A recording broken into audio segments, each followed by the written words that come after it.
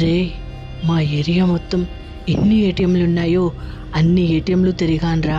ఒక్క దాంట్లో కూడా డబ్బులు లేవు. అక్కడ ఏమైనా వస్తున్నాయారా అని నా ఫ్రెండ్ని అడిగాను. వాడు ఓ ఏటీఎం అడ్రస్ చెప్పాడు. అక్కడికి ఎప్పుడూ డబ్బులుంటాయిరా, నువ్వు వెళ్ళి చూడు అనగానే ఆటోలో ఆ అడ్రస్కి వెళ్ళాను. ఏటీఎంలో డబ్బులు డ్రా చేసుకొని అలా రోడ్డు మీద వెళ్తూ ఉన్నాను. రోడ్డుకి ఇరువైపులా పెద్ద పెద్ద గేట్లు, ప్రహారీ గోడలతో విశాలమైన స్థలంలో కోటలా ఉన్నాయి బంగళాలు. ఉన్నట్టుండి ఓ బంగళాలో నుంచి పెద్ద అరుపు వినిపించింది. దాంతో ఆ బంగళా దగ్గరికి వెళ్ళాను. గేటు తెరిచే ఉంది. గేటు బయటే నిలబడి లోపలికి చూసా. ఆ ఇంటి గుమ్మం కూడా తెరిచే ఉంది. గుమ్మంలో నుంచి ధోతి కట్టుకున్న ఓ ముసలాయన బయటికి వచ్చాడు.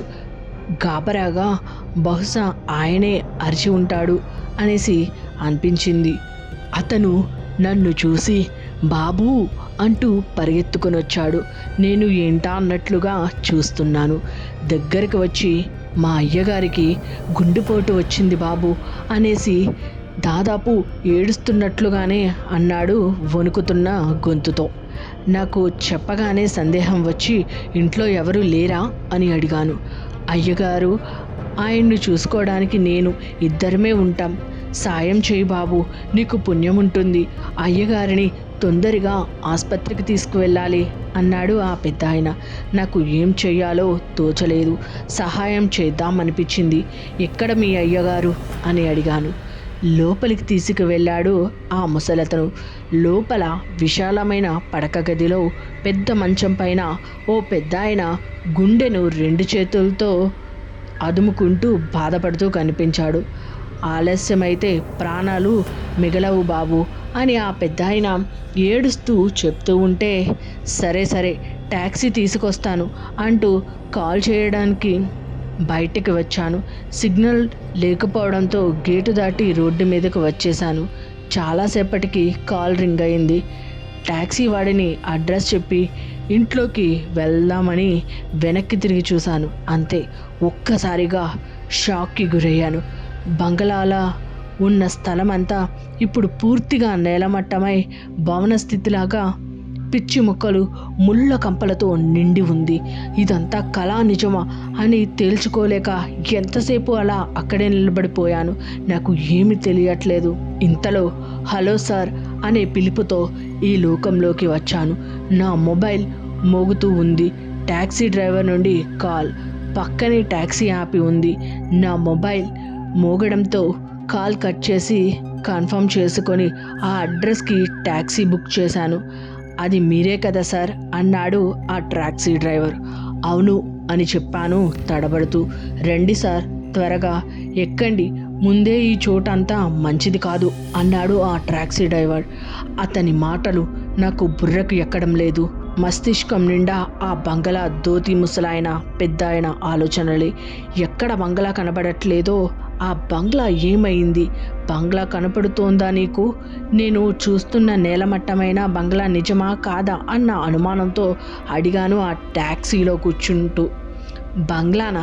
ఎక్కడ సార్ అన్నాడు ఆ ట్యాక్సీ డ్రైవర్. అతనికి చేత్తో చూపించాను.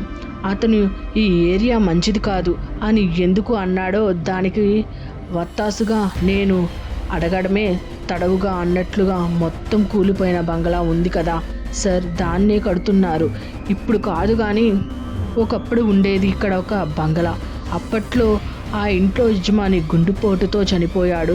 ఒక పనివాడు ఉండేవాడు. ఆయనకి యజమాని పోగానే పనివాడు కూడా ఆయన మీద బెంగతో చనిపోయాడు. వారం రోజుల్లోనే యజమాని పిల్లలు ఫారెన్లో ఉంటారు.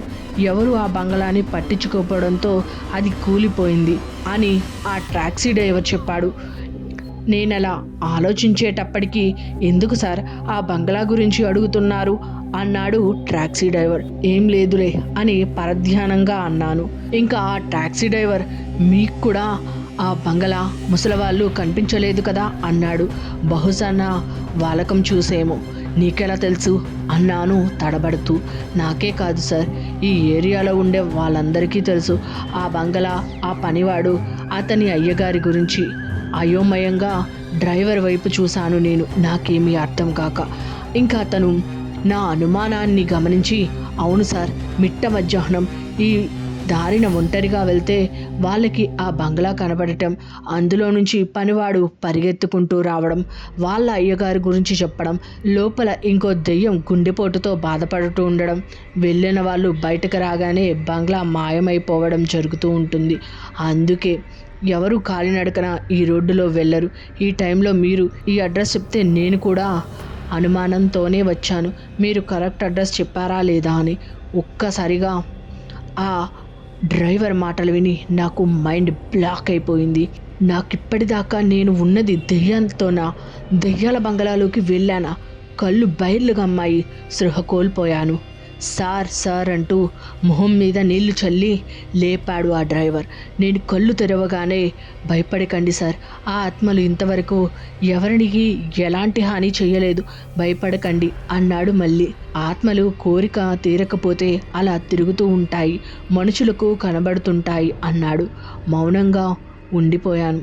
ఎవరైనా ఉండి ఉంటే వాళ్ళ అయ్యగారు బ్రతికేవారని పనివాడి ఆత్మ, నా వాళ్ళుంటే బ్రతికి ఉండేవాడినని అయ్యగారి ఆత్మ కోరికతో ఉన్నాయట.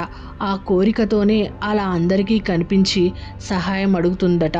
ఆ పనివాడి ఆత్మ అలా గుండెపోటుతో బాధపడుతుందట ఆ అయ్యగారి ఆత్మ అన్నాడు. ఆ సంఘటన జరిగిన రోజు నుండి నెల రోజుల వరకు నేను జ్వరంతో ఇంటి నుండి బయటకు వెళ్ళలేదు.